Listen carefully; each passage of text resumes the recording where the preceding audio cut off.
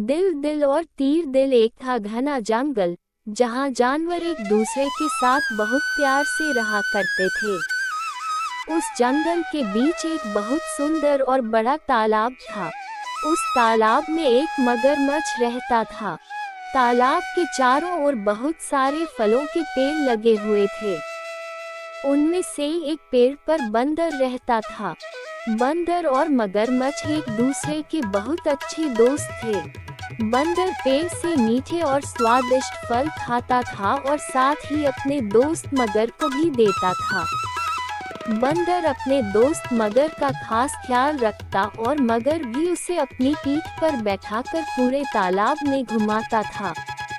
दिन निकलते गए और दोनों की दोस्ती गहरी होती गई। बंदर जो फल मगरमच्छ को देता था, मगरमच्छ उनमें से कुछ फल अपनी पत्नी को भी खिलाता था। दोनों फलों को बड़े ही चाव से खाते थे। बहुत दिनों के बाद एक बार मगर की पत्नी ने कहा कि बंदर तो हमेशा ही स्वादिष्ट फल खाता रहता है। जरा सोचो उसका कलेजा कितना स्वादिष्ट होगा। वो मगर से जिद करने लगी कि उसे बंदर का कलेजा खाना है। मगर ने उसे समझाने की कोशिश की, लेकिन उसने नहीं माना और वो मगर से रूठ गई।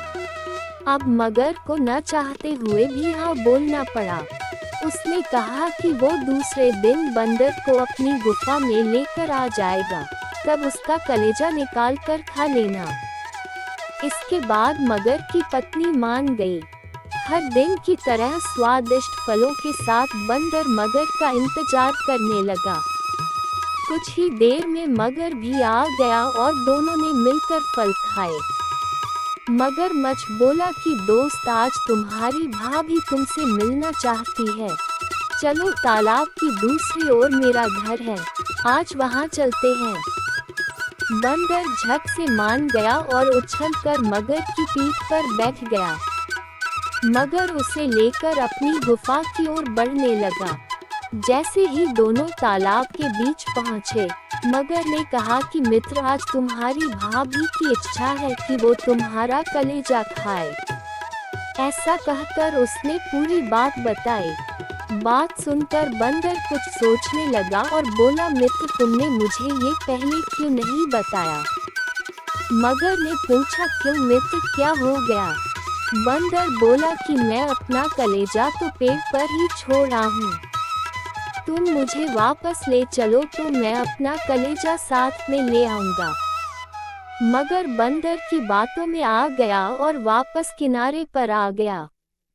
वो दोनों जैसे ही किनारे पर पहुंचे, बंदर झट से पेड़ पर चढ़ गया और बोला कि मूर्ख, तुझे पता नहीं कि कलेजा हमारे अंदर ही होता है।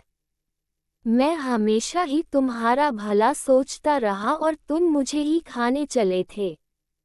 कैसी मित्रता है ये तुम्हारी, चले जाओ यहाँ से। मगर अपनी करनी पर बहुत शर्मिंदा हुआ और उसने बंदर से माफी मांगी, लेकिन अब बंदर उसकी बातों में नहीं आने वाला था। कहानी से सीख। इस कहानी से हमें ये सीख मिलती है कि संकट के समय हमें घबराना नहीं चाहिए।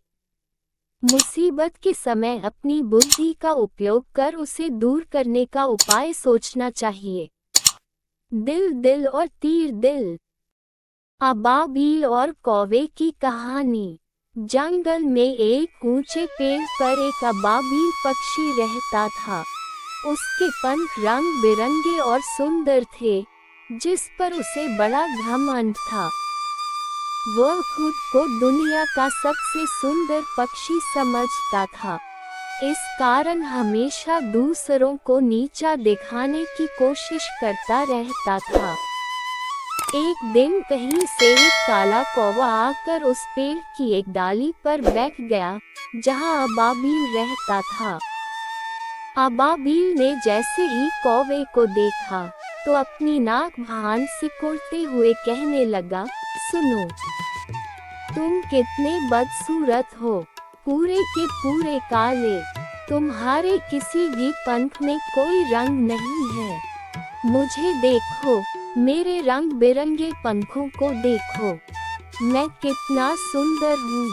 कौवे ने जब अबाबील की बात सुनी तो बोला, कह तो तुम ठीक रहे हो, मेरे पंख काले हैं, तुम्हारे पंखों जैसे रंग बिरंगे नहीं, लेकिन ये मुझे उड़ने में मदद करते हैं। वो तो मुझे भी करते हैं, देखो। कहते हुए अबालील उड़कर कौवे के पास जा पहुंचा और अपने पंख पसार कर बैठ गया। उसके रंग बिरंगे और सुंदर पंखों को देखकर कौवा मंत्रमुग्ध हो गया। मान लो कि मेरे पंख तुमसे बेहतर हैं। अबाबील बोला, वाकई तुम्हारे पंख दिखने में मेरे पंखों से कहीं अधिक सुंदर हैं, लेकिन मेरे पंख ज़्यादा बेहतर है क्योंकि ये हर मौसम में मेरे साथ रहते हैं और इनके कारण मौसम चाहे कैसा भी हो, मैं हमेशा उड़ पाता हूँ। लेकिन तुम ठंड के मौसम में उड़ नहीं पाते क्योंकि तुम्हारे पंख झड़ जाते हैं। मेरे पंख जैसे भी हैं, वो मेरा साथ कभी नहीं छोड़ते। कौवा बोला। कौवे की बात सुनकर अबाबील का घमंड चूर चूर हो गया। दोस्ती करें तो सीरत देखकर करें, न कि सूरत देखकर, क्योंकि अच्छी सीरत का दोस्त अच्छे बुरे हर वक्त पर आपके साथ रहेगा और आपका साथ देगा। वही मौका परस्त दोस्त अपना मतलब साध कर बुरे वक्त में आपको छोड़कर चला जाएगा।